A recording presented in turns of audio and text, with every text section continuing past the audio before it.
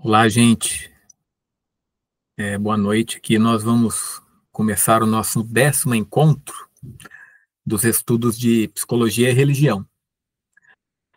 No nosso 9º encontro, nós fomos até o parágrafo que eu vou ler aqui só para dar uma conexão, né, com a nossa aula anterior. Então, Sanford dizia o seguinte: para compreender a força das palavras de Jesus sobre os fariseus, devemos lembrar que, na visão popular, os fariseus eram os exemplos mais perfeitos possíveis do que Deus queria que as pessoas fossem. Eram pessoas respeitáveis e virtuosas na sociedade. E agora Jesus os comparava a túmulos de corrupção e xícaras de imundície. Ao fazer isso, ele chocava a multidão. Mas, pior ainda, ele também estava despojando os fariseus de suas máscaras e os expondo a si mesmos. Por isso, ele nunca foi perdoado, pois não há ódio mais amargo do que o ódio por aquele que tira de nós a fachada por trás da qual estávamos nos escondendo, né? Agora vamos continuar aqui com os novos parágrafos do 10º encontro. No entanto, essa tarefa precisa ser feita, pois na ética do reino de Deus, a falsidade não pode ser aceita. Apenas uma personalidade genuína, né, verdadeira, não importa quão pecaminosa ou duvidosa seja sua vida, pode entrar no reino. Olha que interessante, né? Quer dizer, apenas uma personalidade genuína, verdadeira, não importa o quão pecaminosa ou duvidosa ela seja, né, ou sua vida seja. Apenas uma personalidade genuína pode entrar no reino, seja ela pecaminosa, duvidosa ou não, né? Interessante isso. Porque era o que Cristo condenava nos fariseus, né? Mas vamos prosseguir. O reino exige uma moralidade de profundidade que penetra na casca externa de uma pessoa até o coração. Por isso, Jesus diz à multidão atônita no Sermão da Montanha: se a vossa justiça não exceder em muito a dos escribas e fariseus, não entrareis no reino dos céus. Isso está em Mateus. Digo atônita, né, a multidão estava atônita de forma bastante deliberada. A ideia de que a moralidade deve ir além da dos escribas e fariseus, que pareciam ser os modelos da virtude, deve ter sido profundamente intrigante e perturbadora para aqueles que ouviram as palavras de Jesus. Mas Jesus pode dizer isso com autoridade, pois ele sabe que uma pessoa é composta por um eu interno, bem como pela casca externa, e que apenas uma ética que alcança o que está dentro, ou seja, apenas uma ética da consciência, é uma ética adequada para o reino, né? E aí tem um destaque aqui, né?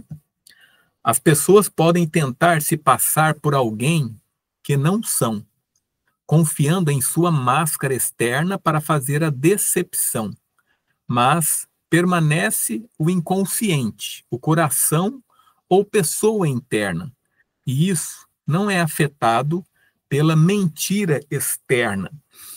Então, olha só, por mais, né, segundo o que ele está dizendo, por mais máscaras que nós tenhamos, por mais que nós pareçamos uma pessoa boa, irrepreensível, não pecadora, o que importa é o que está no coração, o que importa é o que está lá no inconsciente. E se a pessoa é sincera, se a pessoa é verdadeira, né, o restante não importa, né? Em aparência, assim, né, os fariseus eram mestres da aparência, em demonstrar o quanto eles estavam certos, o quanto eles seguiam os mandamentos e tudo mais. No entanto, isso aí não era nada importante, né? Então, aí o Sanford faz a seguinte referência a Jesus, né? Então Jesus diz aos fariseus: vós sois os que passais por justos diante dos homens, mas Deus conhece os vossos corações. Porquanto o que é elevado entre os homens é abominação diante de Deus. Quer dizer, é loucura diante dos homens, né? Esse coração é sinônimo do inconsciente. É um mundo interno onde existem pensamentos, sentimentos e imagens que, embora não conscientes, ainda assim nos afetam profundamente e compõem nossa verdadeira natureza. Uma pessoa que leva seu coração a sério, eventualmente chega ao reino, pois é quando aceitamos conscientemente o mundo interno que surge a possibilidade de plenitude. Como mencionado na introdução, é nesse reino do coração que o profeta Daniel falou quando disse ao rei Nabucodonosor que seu sonho tinha vindo a ele com esse único propósito, que o rei aprendesse o seu significado e que tu entendesses os teus pensamentos mais íntimos, ou em outras traduções, né, para que o rei entendesse os pensamentos do teu coração, né?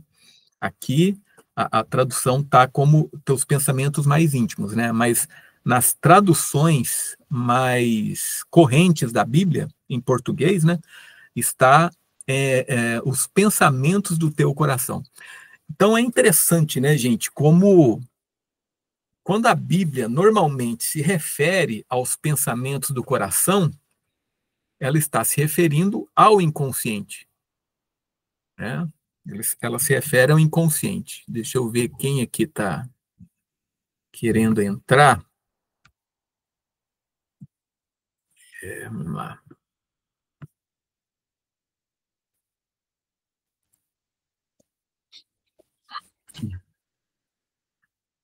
Vamos lá. Então se refere, né, quando diz pensamentos do seu coração, na verdade se refere ao inconsciente. Boa noite, Dacilene. Tudo bem? Boa noite. Vamos continuar aqui. É por causa da realidade do coração humano que a atitude farisaica é tão destrutiva para aquele que deseja entrar no reino. Agora estamos na página 74 do e-book. Nossa maior ilusão é pensar que podemos evitar o inconsciente e resolver os problemas morais da vida criando uma fachada justa ou por uma ética de obediência externa às leis.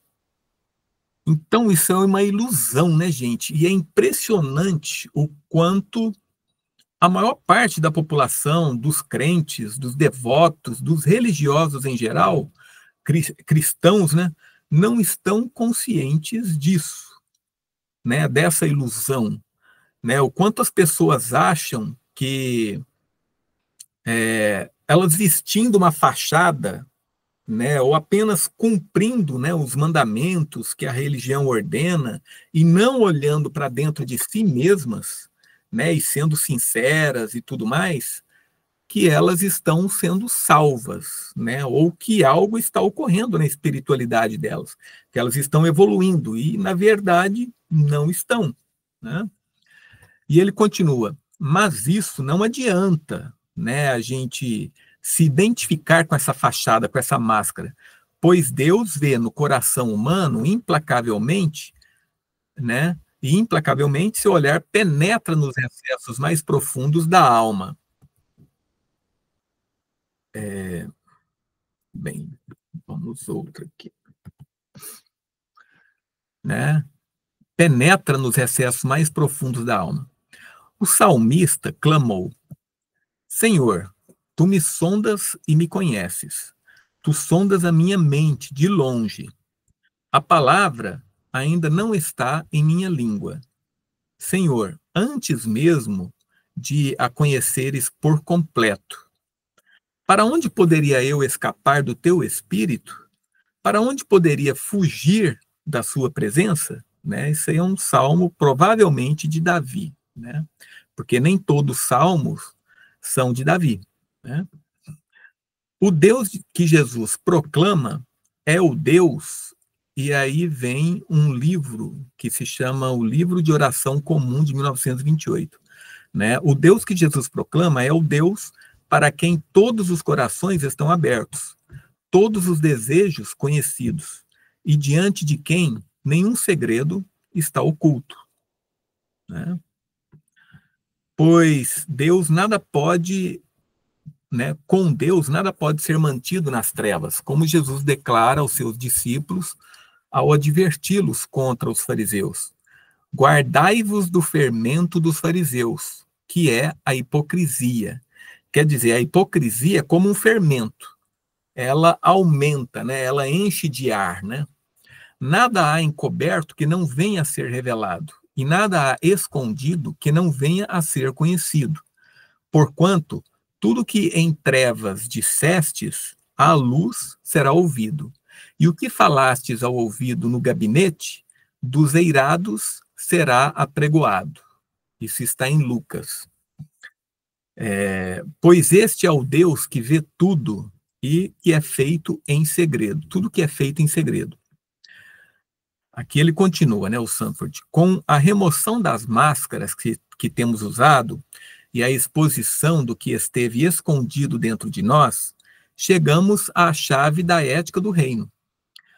A ética do reino é uma ética radicalmente nova, porque se baseia na pessoa interna e leva em consideração o que está no coração. Quer dizer, como eu já disse aqui, né? O que está leva em consideração o que está no inconsciente. Essa ética do reino é fundamentada no caminho da consciência, pois apenas aqueles que estão conscientes do eu total e cujos corações não estão escondidos para eles, podem alcançar uma moralidade mais profunda do que a dos escribas e fariseus. Tudo mais é uma fachada e bloqueia o caminho para o reino. Então, assim, não adianta, né, a fachada, né? Nós temos que, na medida em que a gente percebe o que está no nosso inconsciente, aquilo que surge espontaneamente de nós, por mais que seja pecado, é isso que nos levará ao reino dos céus, né? Agora, ele continua, estamos em posição de ver por que a busca por riqueza e poder mundanos é tão perigosa para o relacionamento com o reino. Em parte, isso é resultado do conflito entre o comprometimento com ganhos mundanos e o comprometimento com metas espirituais. Porque se há uma coisa que a riqueza e o poder fazem, é incrementar as nossas máscaras, a nossa, como a gente fala em psicologia, a nossa persona, né? Porque a pessoa que tem poder, que tem dinheiro, né, ela muitas das vezes, a maioria das vezes, ela se apoia justamente nesse poder. Ela se acha poderosa, né, por causa das coisas materiais que ela possui, né? E isso é uma máscara, uma fachada, né? Então isso é fatal para assim as metas espirituais. Então, continuando, nenhum servo pode servir a dois senhores, pois ou há de odiar um e amar o outro, ou se devotará a um e desprezará o outro. Não podeis servir a Deus e a Mamon, isso está em Lucas. Na mesma linha, temos a história em Lucas e Mateus e Marcos do jovem rico que perguntou a Jesus: Bom mestre, que farei para herdar a vida eterna? Jesus instou a seguir os mandamentos, mas o jovem respondeu: Tudo isso tenho observado desde a minha juventude. Percebendo que aqui está uma pessoa cuja alma não será satisfeita, senão com as mais altas metas espirituais, ou seja, entrar no reino de Deus, Jesus prescreve: Há ainda uma coisa que te falta. Vende tudo que tens, dá-o aos pobres e terás um tesouro no céu. Depois vem e segue-me. Mas ouvindo isso, ele ficou muito triste, porque era muito rico. Aqui, o conflito é entre compromissos. Aquele que busca o reino de Deus não pode colocar metas mundanas à frente de metas espirituais. Ele ou ela deve dar ao mundo o que lhe é devido e dai, pois, a César o que é de César e a Deus o que é de Deus. Onde ocorre um conflito de compromissos e lealdades, a lealdade à realidade espiritual deve vir em primeiro lugar. Mas, sob esse problema do conflito de compromissos, está o problema da máscara, como fica claro a partir da conclusão da história do jovem rico, né? Então, esse é que é o problema. As pessoas se identificam com a máscara, né? Elas acham que aquilo é elas, talvez por um problema de autoestima, e aí o inconsciente ele dá pistas para isso. Só que como a pessoa não está conectada ao próprio inconsciente, ela não é sincera consigo mesma, dificilmente ela vai evoluir a partir disso, né? Continuando. Sim, já observamos os dizeres abaixo de Jesus em nossa discussão sobre o reino de Deus, como uma descoberta de valores interiores. Ao nos referirmos a ele novamente, podemos agora ver mais nitidamente como a posse de riquezas ameaça alcançar os verdadeiros valores do reino. Jesus olhou para ele e disse: Como é difícil para aqueles que têm riquezas fazerem seu caminho para o reino de Deus. Sim, é mais fácil um camelo passar pelo fundo de uma agulha do que um homem rico entrar no reino de Deus. Nesse caso, disseram os ouvintes, quem pode ser salvo? Aí Jesus responde: o que é impossível para os homens é possível para Deus. Comentaristas frequentemente questionam a referência ao camelo passando pelo fundo de uma agulha. Alguns supõem que o fundo de uma agulha tenha sido um portão especialmente estreito em Jerusalém. Outros conjecturam que a palavra camelo pode, no original aramaico, ter sido a palavra para corda. Tais tentativas de amenizar a força do dito de Jesus são desnecessárias, pois o próprio Jesus deixa claro que, embora seja difícil, não é impossível para aqueles que têm riquezas entrar no reino de Deus. Na verdade, havia pessoas ricas que seguiam Jesus. José de Arimateia, por exemplo, um homem cujas riquezas serviam a um bom propósito, pois, sendo rico, possuía um túmulo onde o corpo de Jesus poderia ser sepultado. É interessante, né? Então, assim, por que é difícil, né, aquele que é rico entrar no reino de Deus? É porque, nesse caso, o rico tem que ter aquela distinção. A minha riqueza é uma coisa, isso aqui é uma fachada, eu sou outra coisa, né? Então, a pessoa ela tem que ter essa distinção, né? Tem que analisar a própria alma, a própria personalidade, e distinguir essas coisas, né? Só que isso é difícil. Se a pessoa tiver um problema de autoestima, ela vai tender muito a se identificar, uma inferioridade, né? A tendência dela vai ser a se identificar com as máscaras, né? Com o cargo dela. Quantas pessoas aí não se identificam com o próprio cargo, né? Ela acha que ela é o chefe, ou é, né, a pessoa rica, nesse caso que a gente está vendo, ou é o prefeito da cidade, ou é o presidente, ou é o imperador, o rei. Eu sou. Mas não é, ela não é. Ela está nesse cargo, ela está no cargo de rei e etc, né? O perigo, só me lembrei de outra coisa aqui. No caso da corrupção, no nosso país, por exemplo. Por que existe corrupção? Porque as pessoas se identificam, né, elas acham que elas têm poder suficiente para fazer o que querem. Né? Ela é importante, né, o suficiente para fazer aquilo que ela quer. Então ela vai lá, ela faz. Né?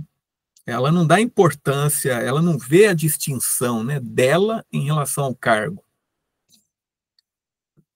O perigo da riqueza não é que ela exclua automaticamente aquele que a possui do reino, mas que fortalece significativamente a máscara exterior e infla o ego. Então, esse que é o perigo. Ao dar a uma pessoa a sensação de poder, influência e respeito, entre outros, torna-se difícil para ela alcançar a humildade interior e a admissão da necessidade espiritual, que são pré-requisitos para uma personalidade genuína. Como qualquer conselheiro sabe, pessoas com riqueza podem se dar ao luxo de perpetuar suas neuroses, alcoolismo e fingimento por muito mais tempo do que aqueles que precisam servir aos outros e à vida para ganhar a vida. A riqueza facilmente se torna um suporte por trás do qual se esconde uma pessoa oca, hostil ou egocêntrica. No entanto, não é ter riqueza em si que destrói nosso relacionamento com o reino, mas o que ela pode fazer conosco se formos inconscientes dos perigos. Né? Aqui ele faz uma análise bem aguda, né, desse trecho. Os ouvintes ficam verdadeiramente chocados com o que Jesus tem a dizer sobre a riqueza. Nesse caso, quem pode ser salvo? Eles perguntam. Na mentalidade da época, como vimos anteriormente, a posse da riqueza e boa fortuna geralmente era considerada um sinal do favor de Deus.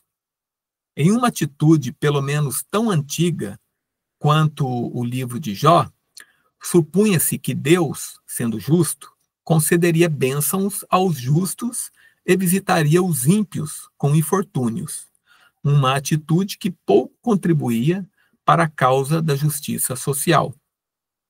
Então, se os ricos não podiam ser salvos, quem poderia ser salvo? Mais uma vez, vemos como Jesus cortava radicalmente as ideias coletivas da sua época. Ao enxergar o que estava dentro, ele penetrou até o cerne das coisas e transcendeu as atitudes de seu tempo. A identificação com a máscara exterior nos exclui efetivamente do reino de Deus. Por outro lado, sacrificar a máscara exterior, correndo o risco de ser quem se é, seja quem for, provoca o momento da salvação. Isso é lindamente ilustrado na história de Zaqueu. Vamos prosseguir, né? Zaqueu era um coletor de impostos e um homem rico. Os coletores de impostos enriqueciam porque os romanos permitiam que eles ficassem com todo o dinheiro que conseguiam arrecadar acima de uma certa quantia fixa. Naturalmente, isso incentivava a extorsão e a impiedade, atraindo homens sem escrúpulos que eram devidamente desprezados pelo povo, pelos judeus, né, como os piores pecadores. Quer dizer, isso fazia com que eles fossem corruptos, né? Tal era Zaqueu. Mas algo estava mexendo dentro de Zaqueu. E quando Jesus veio à sua aldeia, ele queria vê-lo, mas não conseguia, porque havia uma grande multidão e ele era de pequena estatura. Para vislumbrar Jesus, Zaqueu teve que subir em uma figueira brava. E lá Jesus o viu. Zaqueu, desça depressa, porque eu devo ficar em sua casa hoje. E ele desceu apressadamente e o recebeu com alegria. Estamos na página 78 do e-book. Os espectadores ficaram horrorizados que Jesus se associasse a tal homem. Mais uma vez, devemos perceber como o comportamento de Jesus era chocante aos olhos das pessoas. Havia muitas pessoas justas que teriam ficado felizes em ter Jesus em suas casas naquela noite. E aqui, ele havia escolhido publicamente se associar ao pior pecador da vila. No centro das histórias do Evangelho, todos os detalhes são significativos. Um detalhe crucial nesta narrativa, que revela seu significado, é a figueira, que, segundo K.C. Pillai, não era como a figueira ocidental, mas uma árvore modesta e humilde, tão desprezada que qualquer envolvimento com ela era considerado uma desonra. Olha que interessante, né? Quando Zaqueu subiu publicamente na figueira, ele sacrificou completamente sua máscara exterior. Humilhou-se publicamente porque estava ansioso para ver esse homem de Deus, Jesus. Ao vê-lo na árvore, reconheceu que ele estava ali, que ali estava um homem pronto para o reino de Deus. Então, depois que Zaqueu prometeu dar metade de seus bens aos pobres e restituir o que havia extorquido, Jesus pôde declarar: hoje a salvação veio a esta casa, pois também este é um filho de Abraão, pois o Filho do Homem veio procurar e salvar o que estava perdido. Nos nossos sonhos, a perda da máscara é por vezes representada como nudez. Quando em nossos sonhos ficamos nus diante dos outros, pode ser que tenhamos perdido nossa frente exterior, ficando psicologicamente nus ou expostos. Viver entre as pessoas nu, sem depender de uma frente externa, de uma máscara, de uma roupa, alguma coisa assim, né, nos aproxima do reino, como fica claro em um interessante versículo do Evangelho Apócrifo segundo Tomé. Seus discípulos disseram: quando serás revelado a nós e quando te veremos? Jesus disse: quando tirardes vossas roupas, sem sentir vergonha, e pegardes vossas roupas e as colocardes debaixo de vossos pés, como as crianças pequenas, e pisardes nelas. Então vereis o Filho do vivo e não temereis. Interessante, né? Aqui temos um apócrifo com uma citação de um dito de Jesus. Mas é verdade, gente, assim, quando em sonhos aparece muita ênfase em roupas, é sinal de que estamos lidando com nossa persona, com o modo como parecemos à sociedade, né? Já vi isso muito, né, em sonhos, né? Então, por exemplo, a pessoa ter sonhos repetidos, com ela estando em lojas, né, para escolher roupas, esse tipo de coisa, ou um guarda-roupa com várias roupas ali. Então, tudo isso tem a ver com a persona, né? E geralmente a pessoa aparece nua no sonho e ela se sente constrangida, é porque provavelmente ela foi exposta em algum momento, né? Em algum momento anterior ao sonho, logo no dia anterior, ela foi exposta e se sentiu vulnerável, né? Daí essa vergonha. Outra coisa também é perder dentes, né? Perca de dentes, né? Que provoca vergonha também, né? Então, continuando.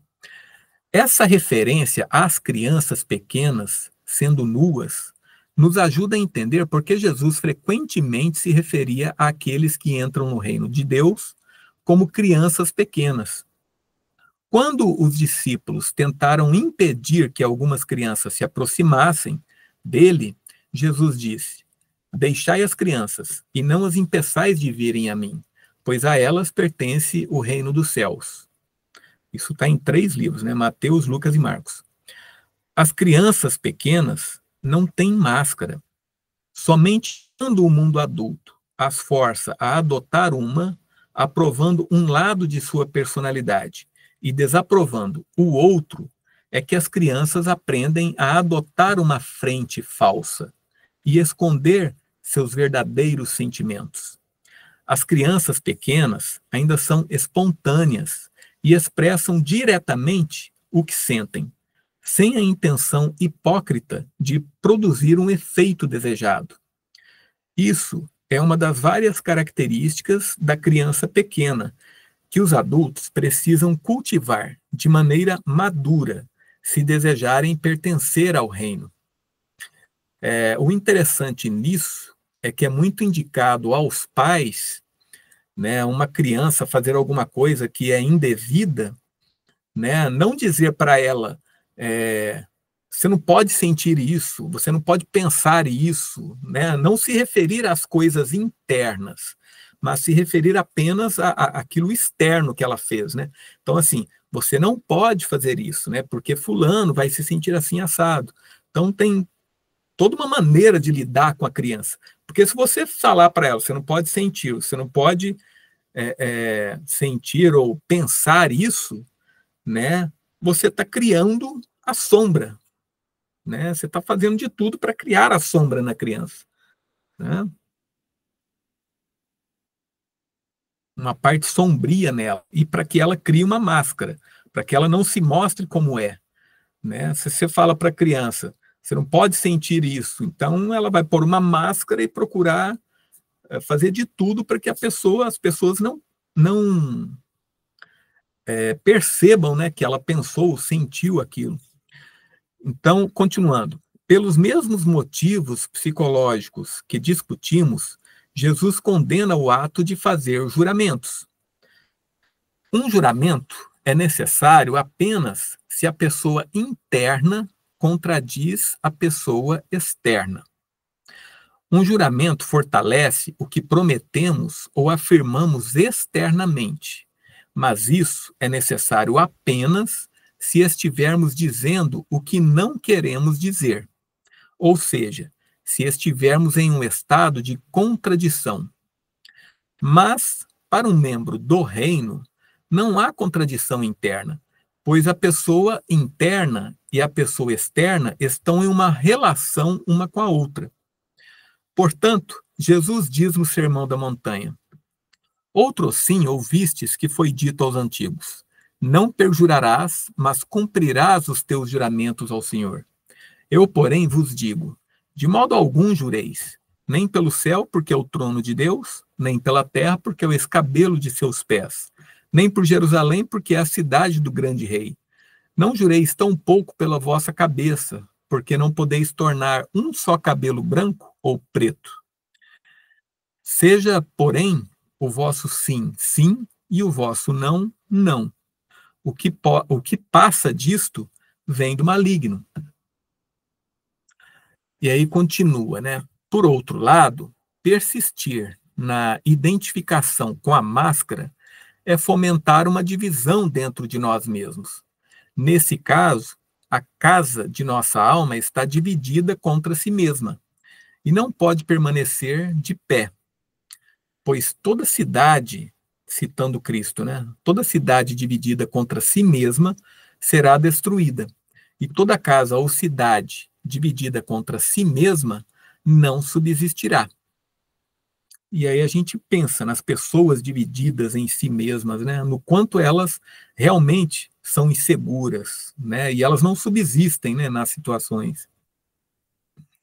Essa afirmação pode ser, obviamente, compreendida exteriormente. É um fato que nenhuma nação ou família dividida contra si mesma pode esperar resistir aos testes da história. No entanto, o estado do nosso próprio ser também é uma casa, entre aspas, né? E se essa casa interior é habitada por alguém que se opõe ao nosso eu consciente e às nossas intenções conscientes, nossas vidas e a estrutura de nossas personalidades também não poderão permanecer de pé. O reino de Deus exige que a pessoa externa e a pessoa interna correspondam uma à outra. De nada adianta cultivar uma personalidade externa se ela não estiver fundamentada na consciência de nosso eu interno, pois não importa o que nos esforcemos para realizar externamente em nossas vidas. Não importa que pretensões façamos à retidão, o fruto real de nossas vidas será trazido à existência a partir do que está dentro de nossos corações, né? E isso é certo. Quando nós, por mais boas intenções que nós tenhamos, se o nosso inconsciente estiver contra nós, a gente acabará falhando, tendo acidentes, tropeçando, e aí vai, né? Tendo sintomas, né? Ou fazei a árvore boa e o seu fruto bom, ou fazei a árvore má e o seu fruto mau, porque pelo fruto se conhece a árvore. Outra citação: não vedes que tudo que entra pela boca desce para o ventre e vai para a fossa, mas o que sai da boca procede do coração, e isso é que torna o homem impuro. Porque é do coração que procedem as más intenções, homicídios, adultérios, fornicações, roubos, falsos testemunhos, blasfêmias. Eis o que torna o homem impuro. Comer, porém, sem lavar as mãos, não o torna impuro. E aqui ele está se falando de impureza espiritual, né? Claro. E aqui tem um destaque, né? Não se trata de tornar-se uma pessoa que não tem pensamentos ou sentimentos sombrios ou escuros. Todos nós temos pensamentos assassinos, sentimentos adúlteros e coisas semelhantes de vez em quando. O ponto é não deixá-los no coração, isto é, não enterrá-los no inconsciente. Isto é, né, aí eu entro com um parêntese, a gente não reprimir isso, porque se a gente reprime, a gente está enterrando no inconsciente, né? Uma vez que reconhecemos nossos pensamentos e sentimentos pelo que são, eles não estão mais no coração, mas são trazidos à luz. Podemos perder parte da nossa autoestima moral dessa forma, mas também perdemos nossa máscara e ganhamos humildade moral. E é fato, né, gente? Se há uma pessoa que é humilde, é aquela que está consciente do quanto ela pode ser má, do quanto ela é má, os pensamentos maus que ela tem e tudo mais, né? Essa pessoa realmente é verdadeiramente humilde, né? Porque ela está na terra, né? Ela se sente no chão. E continuando aqui, então, não vivemos apenas pela lei, pois confrontamos aquele dentro de nós para quem a lei era necessária em primeiro lugar. E isso eleva toda a nossa personalidade para um plano moral mais elevado. É interessante isso, né, gente? Isso aqui são coisas que há muito tempo, assim, eu tentava compreender na Bíblia e não conseguia, né? O Sanford, ele vem esclarecer isso aí, é muito, muito legal. Isso nos leva ao próximo passo do discipulado no reino. Livrar-se da máscara significa necessariamente confrontar algo em nós mesmos que é desagradável e que não gostamos. É por isso que usamos a máscara em primeiro lugar. Essa parte indesejada de nossas personalidades percebemos como nosso inimigo. Enquanto estamos identificados com a máscara que usamos, né? Na realidade, o inimigo é nossa inconsciência, que nos fez identificar com algo falso, né? Então é isso mesmo, né, gente? Inclusive, muitos evangélicos se referem muito ao inimigo, né? Mas quando eles se referem ao inimigo, né, na verdade, deviam pensar nessa inconsciência, que são as trevas, né? As verdadeiras trevas, né? Mas não é assim que vemos inicialmente. Inicialmente, parece que precisamos da nossa máscara para nos escondermos de um adversário interno terrível. Portanto, é apropriado que agora nos voltemos para considerar o adversário interno. E aí vamos começar o próximo capítulo, né? O adversário interior.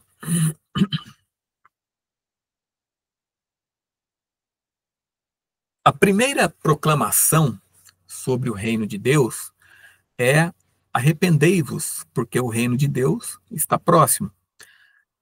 Esse arrependimento vem da palavra grega metanoia, que significa não tanto sentir remorso pelo que fizemos, mas dar meia volta, uma reversão completa de si mesmo e de sua vida. Significa uma transformação, né, a metanoia. A tradução arrepender-se falha em transmitir o impacto psicológico da declaração de Jesus, entendido como uma mudança de direção. Metanoia inclui afastar-se da nossa identificação com nossa máscara exterior e confrontar o que está por trás dessa máscara, aquilo que parece ser um adversário ou inimigo interno. Interessante, é outra coisa também, né? Sempre soubemos que temos inimigos. O que raramente percebemos é que cada um de nós também carrega um adversário dentro de si. Esse adversário é a pessoa dentro de nós que contradiz a frente externa. Aquele que pensa os pensamentos que não queremos reconhecer como nossos, que tem sentimentos e impulsos que não ousamos expressar abertamente, porque isso colocaria em perigo o papel egocêntrico e a imagem que assumimos para nós mesmos.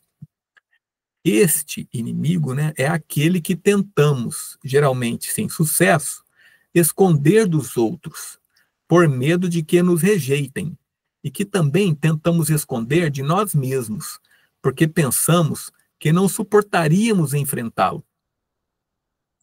Este é o Mr. Hyde para o nosso Dr. Jekyll, aquele que consegue provocar algum mal apesar de nossas pretensões de virtude, ou, mais passivamente, aquele que fica entre nós e nossos objetivos ou ideais conscientes e impede que os alcancemos.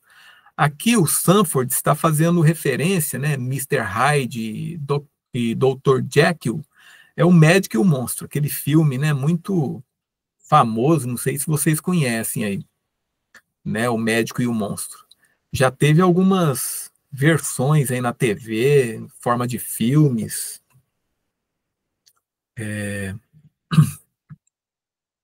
A relação entre o inimigo interno e a máscara é de oposição diametral. Quanto mais estamos identificados com uma máscara, mais o inconsciente estabelecerá um ponto de vista oposto na forma do inimigo interno. Quanto mais fingimos ser isso ou aquilo, mais o inimigo será o oposto. Portanto, é somente à medida que nos tornamos conscientes da máscara que usamos que podemos esperar fazer as pazes conosco mesmos. Como veremos mais claramente mais tarde, o termo inimigo é um tanto equivocado. Essa parte de nossa personalidade parece ser nosso inimigo, enquanto estamos identificados com uma imagem falsa de nós mesmos. Nosso verdadeiro inimigo é a nossa inconsciência da máscara que estamos usando. Essa inconsciência deve ser superada se quisermos chegar a um acordo conosco mesmos e estar abertos à nova e criativa vida do reino. Quer dizer, precisamos diferenciar, né, a máscara de nós mesmos, né? Então, por exemplo, podemos chamar de máscara até, gente, o nosso nome, onde moramos, aquilo que pensamos que somos, tudo isso, se a gente for ver, é uma máscara, né? Quando eu falo assim, fulano, Charles, né, eu, né, me vêm todos os pensamentos acerca de mim mesmo, né? Provavelmente, assim, cursos que eu fiz, de quem eu sou filho, vamos supor que eu seja filho, né, de gente abastada, rica, tudo mais. Então, tudo isso se soma, né, a essa máscara. Porque, na verdade, se a gente for encarar, por trás desse nome, por trás de tudo isso que a gente acha que a gente é que está o verdadeiro ser, né? Se por muito tempo negarmos o inimigo interno e finalmente o vemos, pode ser uma experiência avassaladora, pois todo ódio a si mesmo e rejeição interna emergem à superfície.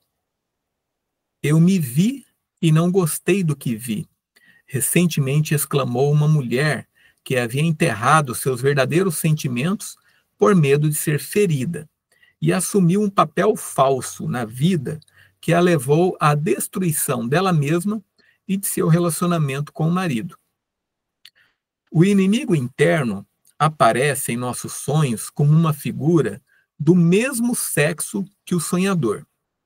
Aqui ele está falando de inimigo, gente, inimigo interno. Na psicologia analítica ou junguiana, a gente chama de sombra, né? Ele está falando da sombra aqui, que todos nós temos, né?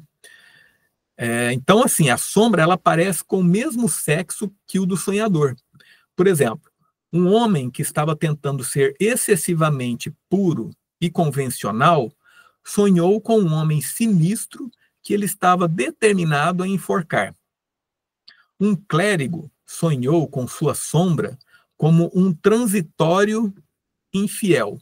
Um homem com uma grande pulsão de poder viu o inimigo como um homem fraco.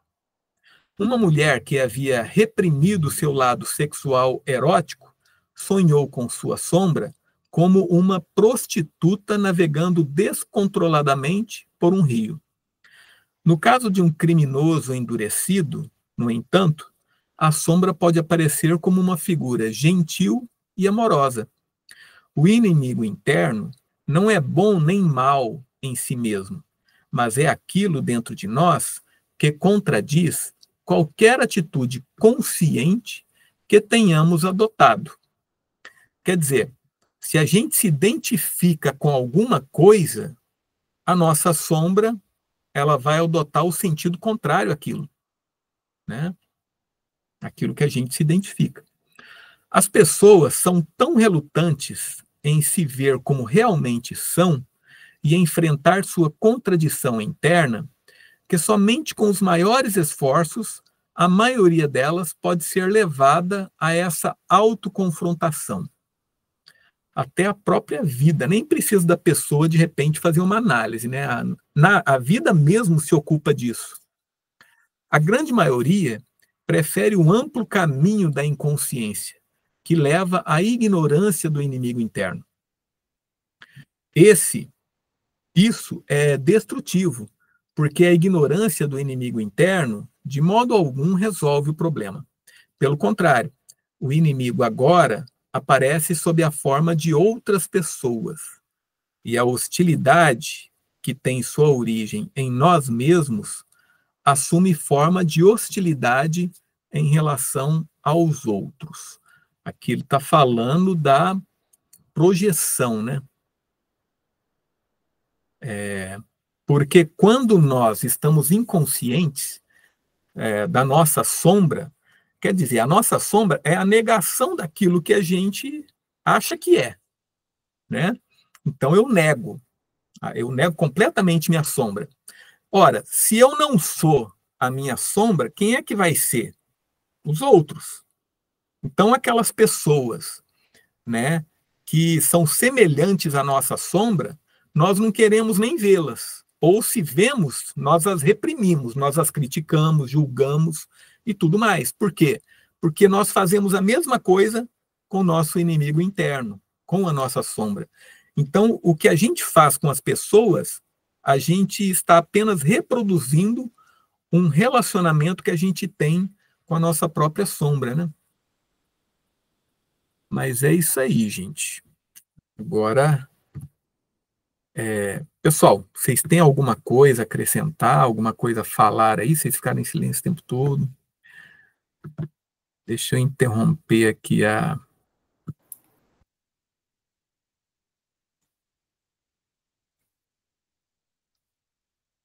transmissão. Mas tá bom. Muito legal essa parte, né? Expõe, Uhum. vincula, né, com a religião, com os ensinamentos cristãos. É muito interessante esse vínculo que faz, né? Traz a psicologia para mais perto da gente, traz para o dia a dia, né? Muito legal.